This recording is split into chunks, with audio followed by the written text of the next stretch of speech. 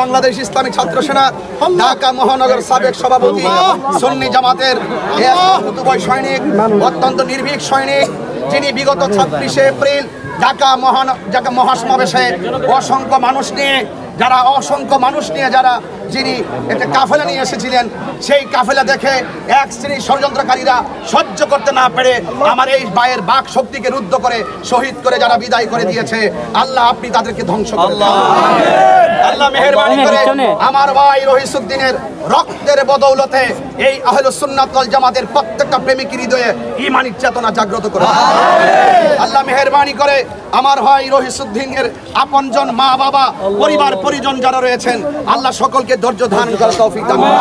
আপনারা জানেন বিগত 26 এপ্রিল ঢাকা মহাসমাবেশ অনুষ্ঠিত হয়েছিল। আমরা দেখেছি গাজীপুর থেকে একটি বিশাল বহর নিয়ে যিনি ঢাকা রাজপথকে কাঁপিয়ে তুলেছিলেন সেই আমাদের রহিসউদ্দিন রহিস ভাই এর অন্যতম ব্যক্তি।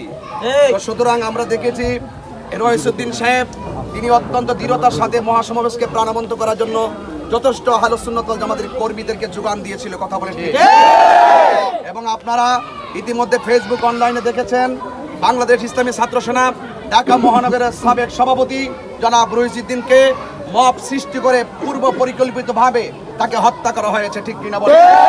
হুরমাতে সাইয়্যিদুল মুরসালিন ওয়া আলা আলিহি তাইয়্যিবিন আত-তাহিরিন লা ইলাহা ইল্লাল্লাহু মুহাম্মাদুর রাসূলুল্লাহ। হত্যা করেছে, আমি তাদের যতক্ষণ পর্যন্ত ফাঁসির কাস্টে তাদেরকে গ্রেফতার করে না ঝুলানো হবে ততক্ষণ পর্যন্ত আমাদের সুন্নিদের সংগ্রাম বন্ধ হবে না ইনশাআল্লাহ।